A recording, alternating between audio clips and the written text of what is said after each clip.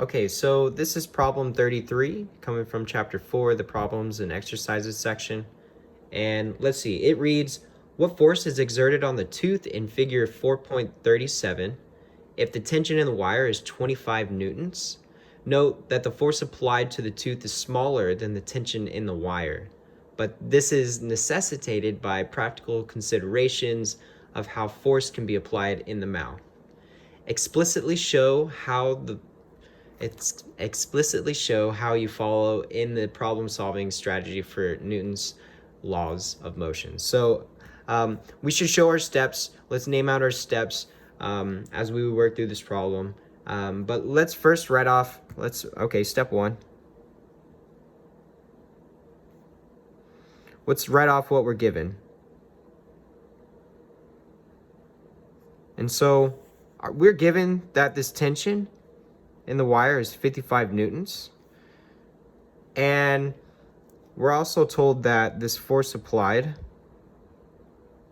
is going to be less than the tension in the wire. So when we're looking at this tooth, we need to make sure that this tension value is going to be greater than this force applied. And the figure that it gives us, if this is a mouth, says this is 15 degrees. They're both 15 degrees. And our tension, it's a vector, so it's just going to shoot off here in this direction. It's not the actual wire. It's just some vector. But anyways, the figure looks something like this. And so now, the question asks us, what's the force applied onto the tooth from this here, from the tension in these wires? What's the force felt on the force applied onto the tooth? We should draw a diagram. So our second step, let's draw a free body diagram. And I'm just going to draw a little ball. This is our tooth. It's just this little ball. And we know that it has some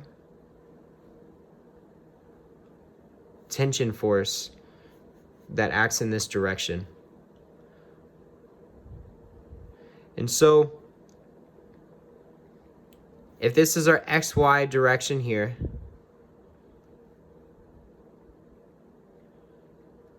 I'm kind of dotting it out. So this is our Y-axis, this is our X-axis. If this is our, and maybe just for simplicity's sake, since these are directed downwards, I'm just going to go ahead and claim my downward direction to be my positive Y-axis, and then my upward direction to be my negative Y-axis. So I'm claiming that to be here. Still, right is positive and left is negative. But I'm going to claim that downwards is going to be this positive direction, just to keep things simple. So we have this free body diagram, but we need to make sure that we break up this force into its components. So remember, there's going to be this X component here, TX. There's going to be this other X component over here, TX. Notice there's directions though. So this is minus TX, this is plus TX. If this is our origin. Then down here, I'll try to draw it. There's one force. And then there's another force. So this is TY. And this is TY. Sorry, it's really close. But TY is this line here, this vector, and then the other TY, T sub Y is this vector here. So these are the components of this tension vector. And remember, it's just separated by 15 degrees. And so if we build our right triangle, let me use a different colored pen. If we build our right triangle, look here.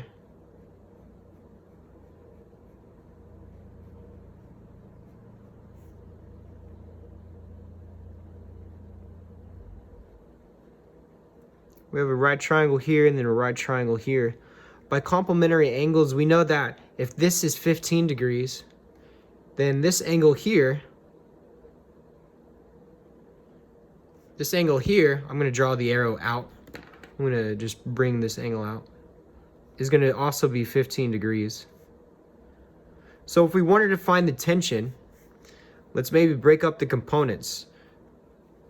If we look at our figure, if we look at our figure and we broke it up into our components, let's see how everything is. If the tension is the same on both sides and the angle of separation is the same on both sides, so this is a very symmetric problem, this is very symmetric, then we'll see that the tension on this side, this left-hand side, will cancel out the tension on the right-hand side. So let's just look at the forces acting on our x-axis. So if we wanted to now utilize Newton's laws, so maybe this is step 3. We can utilize Newton's laws. And so let's look at the net force in the x direction. And so we know that it's going to be this negative x plus positive x, or plus t sub x. And this is going to be equal to 0. They're the same values, same tension, same angle of separation, so they would be the same. And so we have no forces acting, no tension forces acting along the x direction, the x-axis. So that's cool to know. But let's look at the y-axis. If we look at the y-axis, F net,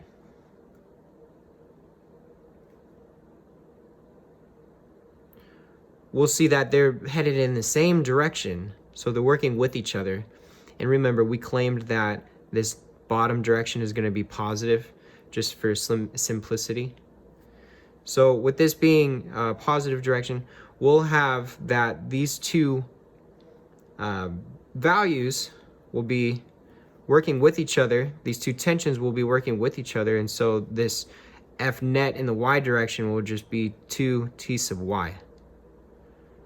So there's tension only in the y direction. There's no tension applied in the x direction. Well, there is, but it cancels out in the x direction. So when we're looking at the force applied to our tooth, we only need to consider the tension along the y component.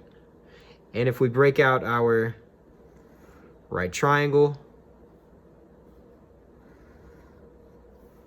if this is our tension, remember by complementary angles we said that this angle is the same as this angle up here. So we have t sub y, t sub x. If we want to know t sub y, remember our sine of theta, that's equal to our opposite over our hypotenuse. Our cosine of theta, that's equal to our adjacent over our hypotenuse. And I'm not going to write the other one just because we're going to just be concerned with these two. Looking at t sub y, we see that it's opposite of this angle. The only thing that deals with opposite is this sine of theta whenever we're given our hypotenuse. So we just need to rearrange this equation. So we'll see that t sub y is equal to just t, the magnitude of t, times the sine of theta. We know what t is, that's 55 newtons. Sine of theta, where theta is this 15 degrees. And if you plug this into your calculator, make sure you're in degree mode, you'll see that the force applied, or rather not the force applied, but this ty component, just this ty component, and actually, I guess if we wanted to be really complete, let's go ahead and just have this as 2ty to give us this force applied. So the force applied is equal to 2ty, which is equal to 2 times t sine of theta, which is equal to all of this times 2. And then this gives us a final answer of just 12.9 newtons. And so let's just double check. We'll see that this force applied, we'll see that 12.9 newtons. Yeah, that is less than 55 newtons. So the force applied onto our tooth is less than the tension from the wires applied onto the wires. So that checks out. And so we'll see that, yeah, this force applied is just 12.9 newtons. And there's that.